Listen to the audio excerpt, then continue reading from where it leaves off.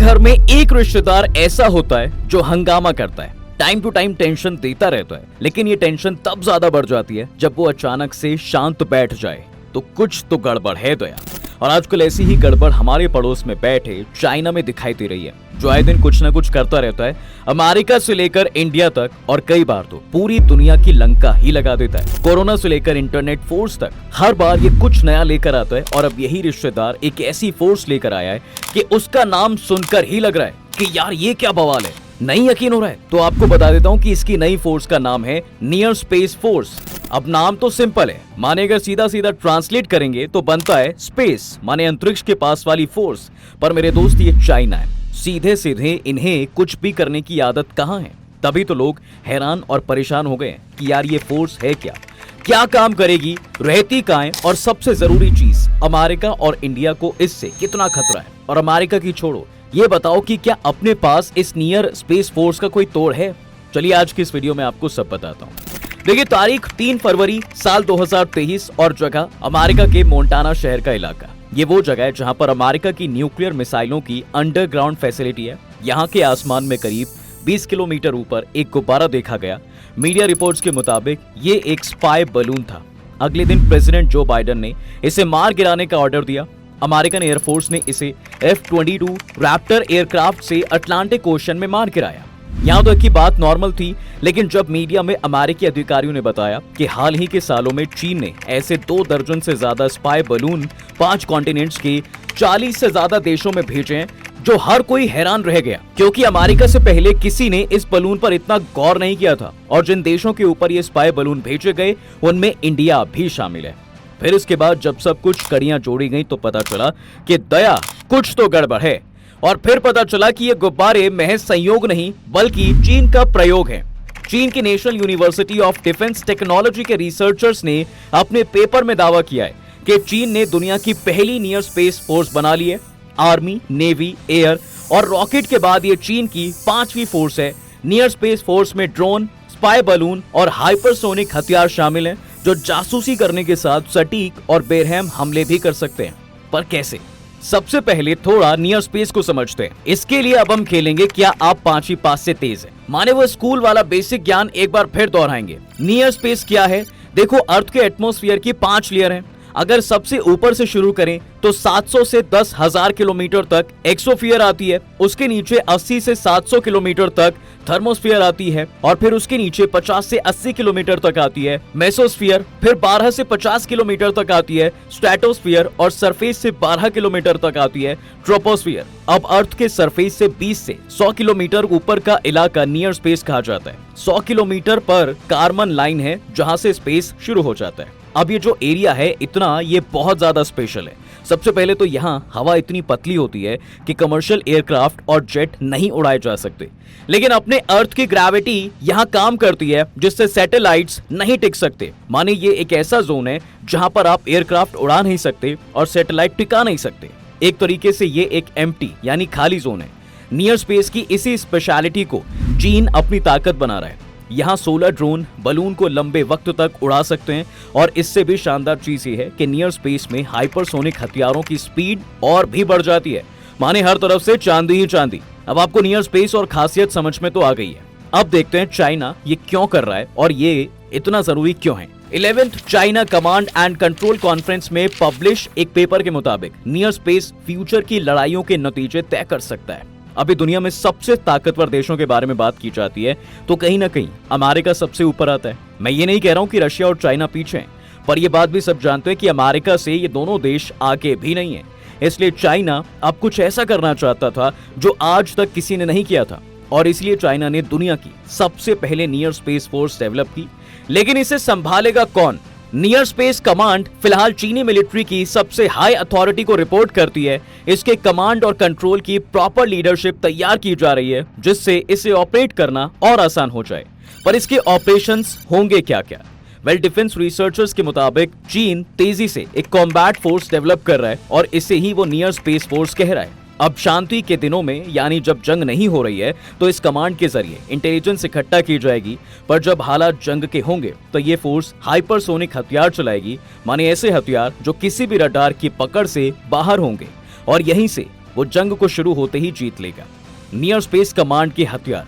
वैसे अब जब बात हथियारों की आ गई है तो आपको बता दूं कि इसके तहत दो तरह के हथियार इस्तेमाल किए जाते हैं। पहला है लो डायनेमिक। इसके अंदर हाई ऑल्टीट्यूड पर लंबे वक्त तक उड़ने वाले ड्रोन्स, ऊंचाई पर उड़ने वाली एयरशिप्स और ऊंचाई पर ही उड़ने वाले गुब्बारे आते हैं। बाकी तो ठीक है, लेकिन अमेरिका कह रहा है कि चीन ने इन्हीं गुब्बारों का इस्तेमाल 40 देशों पर किया है। वैसे आपको क्या लगता है, मुझे कमेंट में बताना।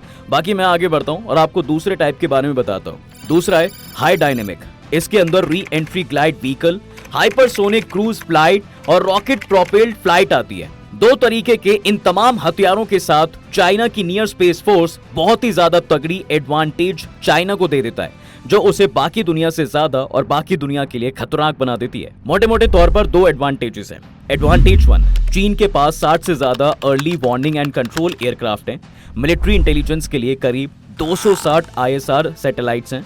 लेकिन इतना सब होने के बावजूद इन एयरक्राफ्ट को लिमिटेड एक्सेस की वजह से इंटरनेशनल बॉर्डर्स पर नहीं भेजा जा सकता। और तो और ISR सैटेलाइट से मिलने वाला डेटा और इंफॉर्मेशन भी उतनी एक्यूरेट और हाई डेफिनेशन नहीं होती है। ये अभी की दुनिया है जहां पर कई लिमिटेशन आती हैं और इन कमियों को पूरा करती है नियर स्पेस फोर्स। जी हाँ, असल में अभी जमीन पर देशों के बॉर्डर्स बने हुए हैं, लेकिन स्पेस अभी किसी का नहीं है। अब इमेजिन कीजिए कि आपके पास कोई बॉर्डर ही ना हो तो आप क्या कर सकते हैं? सीधा सीधा जवाब है कुछ भी कर सकते हैं। Near space force advantage 2। आइए अब बात करते हैं दूसरे एडवांटेज की। तो national university of defence technology के रिसर्चर्स के मुताबिक 30 किलोमीटर या उससे ऊपर उड़ने वाले गुब्बारों या एयरशिप से बेहतर विजिबिलिटी और हाई क्वालिटी इमेज मिलती है। ये व्हीकल हफ्तों, महीनों और सालों से ऊपर रह सकते हैं और टारगेट पर लगातार नजर भी रख सकते हैं। इसके साथ साथ ये एंटी मिसाइल सिस्टम को मात दे सकते हैं और किसी भी कोने में सटीक निशाना भी लगा सकते हैं। माने ऐसा भी हो सकता है कि आयरन डोम सिस्टम पर इजराइल इतना नाज करता है, ये नियर स्पेस फोर्स उसकी पल भर में धज्जियां उड़ा सकती है। 40 से ज्यादा देशों में चीनी गुब्बारे। बात सिर्फ यहाँ इजराइल की नहीं है। मैंने वीडियो के शुरू में आपको बताया था कि अमेरिका ने दावा किया था कि फरवरी में अमेरिका के मोंटाना में जो स्पाई बलून मार गिराया गया है वो नियर स्पेस फोर्स का ही था। बाद में अमेरिकी अधिकारी ने दावा किया कि ऐसे गुब्बारे 5 कॉन्टिनेंट्स के 40 से ज्यादा देशों में देखे गए हैं, जैसे Canada, Japan, South China Sea, America, Taiwan, Costa Rica, Philippines, Bharat, Colombia, Venezuela और भी कई देश। अभी आपको बाकी देशों की तैयारी बताऊं उससे पहले एक सवाल मेरे मन में जो आ रहा है वो ये है कि यार एक बलून कितना ही खतरनाक हो सकता है। ये स्पाई बलून पृथ्वी के सरफेस से 24 से 37 किलोमीटर ऊपर उड़ सकते हैं, जबकि फाइटर प्लेन ज्यादा से ज्यादा 15 किलोमीटर ही जा सकते हैं। माने इन स्पाई बलून की ऊंचाई फाइटर प्लेन से 2 गुनी होती है।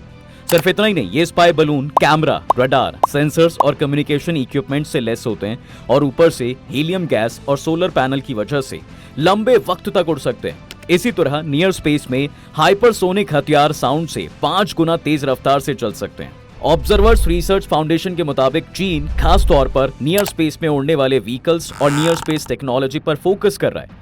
आने वाले महीनों और सालों में ये फैक्ट कई देशों को झकझोर देगा कि चीन ने नियर स्पेस में अच्छा खासा रिसोर्स बना लिया है।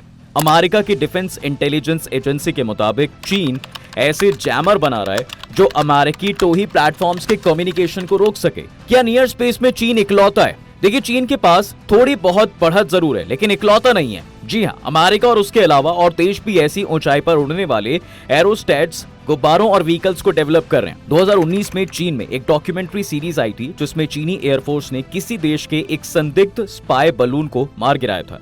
हालांकि इसकी ज्यादा डिटेल जारी नहीं की गई। अब इसका मतलब साफ था कि चाइना के अलावा कोई और भी है जो ये काम पहले से कर रहा है, और हो तो ये भी सकता है कि वो चाइना से ज्यादा तेजी से इस पर काम कर रहा हो और उसने 2019 में ही अपना ये स्पाई बलून नियर स्पेस में इस्तेमाल कर लिया है, तो अब तक वो बाकी चीजों के बारे में तैयारी कर चुका हो। इसके अलावा इंडिया ने भी स्पेस मिलिट्री यूज के लिए इंफ्रास्ट्रक्चर और थियोरिटिकल फ्रेमवर्क तैयार किया है। इस नए रोल के लिए इंडियन एयरफोर्स यानी IAF ने अपना नाम भी तय कर लिया है, Indian air and space force. India और चाइना के रिलेशंस कैसे हैं ये मुझे आपको डिटेल में बताने की जरूरत शायद नहीं है, क्योंकि इस वक्त देश का बच्चा बच्चा जानता है कि ड्रैगन इंडिया पर आंख गड़ाए बैठा है, तो इंडिया ने भी उसके साथ साथ खुद तैयार करने का प्लान कर लिया है। मीडिया रिपोर्ट्स के मुताबिक डिपार्टमेंट ऑफ स्पेस एजेंसी के रिपोर्ट से एयरफोर्स स्पेस की तमाम जरूरतों को देखते हुए अपने आप को बड़े पैमाने पर ट्रेनिंग देगी। इसके तहत हैदराबाद में स्पेस वॉर ट्रेनिंग कमांड भी स्टैब्लिश की जा रही है और इसी के जरिए स्पेस लॉ की ट्रेनिंग के लिए अलग से कॉलेज भी बनाया जाएगा। एयरफोर्स बनाने के लिए एयरफोर्स ने स्पेस सैटेलाइट की एक बड़ी फ्लीट तैयार करने का भी फैसला किया है। एयरफोर्स ने डीआरडीओ से ऐसे एयरक्राफ्ट पर काम भी करने के लिए कहा है जो स्पेस में भी आराम से उड़ सके।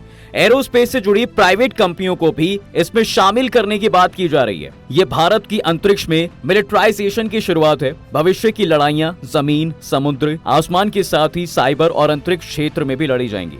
भारत सुरक्षा के लिए अंतरिक्ष में अपनी रक्षात्मक और आक्रामक दोनों ताकतों को बढ़ाने पर अब काम कर रहा है। इसके अलावा अमेरिका ने तो 2019 में बनाई थी स्पेस फोर्स। जी हाँ, करीब 5 साल पहले अमेरिका ने स्पेस फोर्स बना ली थी। इसका काम स्पेस में अमेरिकी प्रॉपर्टी की सिक्योरिटी, कम्युनिकेशन और सर्विलांस का था। उस वक्त के अमेरिका के प्रेसिडेंट डोनाल्ड ट्रंप हुआ करते थे, जिन्होंने ये कहा था कि जंग का सबसे नया डोमेन है। माने लगभग वही डायलॉग तो अब चाइना के रिसर्च पेपर में देखने को मिला है। और कहने वाले तो ये भी कह रहे हैं कि वो तो स्पाई बलून 2019 में चाइना में देखा गया था, वो किसी और का नहीं बल्कि अमेरिका का ही था। खैर जो भी हो, फिलहाल तो हाल ही में स्पेस फोर्स ने साउथ कोरिया में अपना बेस शुरू किया है। अमेरिका के अलावा यूके, फ्रांस और ऑस्ट्रेलिया में भी स्पेस फोर्स बन चुकी है। अब अगर हर देश के पास स्पेस में भी फोर्सेस बन जाएंगी तो वहां के लिए फिर कुछ नियम कायदे भी होने चाहिए या नहीं। कोल्ड वॉर को याद कीजिए। कोल्ड वॉर के दौरान अमेरिका और सोवियत यूनियन में स्पेस रेस बढ़ने लगी, जिसके बाद 1967 में यूनाइटेड नेशंस आउटर स्पेस समझौता हुआ। इस समझौते के आर्टिकल 4 के मुताबिक स्पेस में मास डिस्ट्रक्शन के हथियारों को रखने और उनके इस्तेमाल पर बैन है। हालांकि पारंपरिक हथियारों पर कुछ नहीं कहा गया है। माने एक लूप होल चाइना ने निकाल लिया है। वो लूप होल है नियर स्पेस के मिलिट्री इस्तेमाल को लेकर ऐसा कोई समझौता नहीं हुआ है और चीन इसी का फायदा उठा रहा है। अब यार, उस वक्त ये किसने सोचा था कि कोई नियर स्पेस नाम की चीज में भी अपनी फोर्स बनाने की सोच लेगा। खैर जो भी हो, अगर इस तरीके की फोर्सेस बनेंगी तो फिर इसके लिए नियम कानून भी बनाने पड़ेंगे। आपको क्या लगता है? इस तरह से अगर इंसान लड़ने के लिए सबसे ताकतवर बनने के लिए धरती के बाद अब स्पेस को भी नहीं छोड़ेगा तो वो अपने ही पैर पर कुल्हाड़ी मारकर जिंदगी को खत्म करने का काम नहीं कर रहा है। आपके हिसाब से क्या इस तरह की कोई फोर्स होनी चाहिए या नहीं? मुझे कमेंट में बताइए। वीडियो अगर आपको पसंद आई है तो इसे लाइक और शेयर जरूर करें और जाते जाते चैनल को सब्सक्राइब जरूर करते जाएं।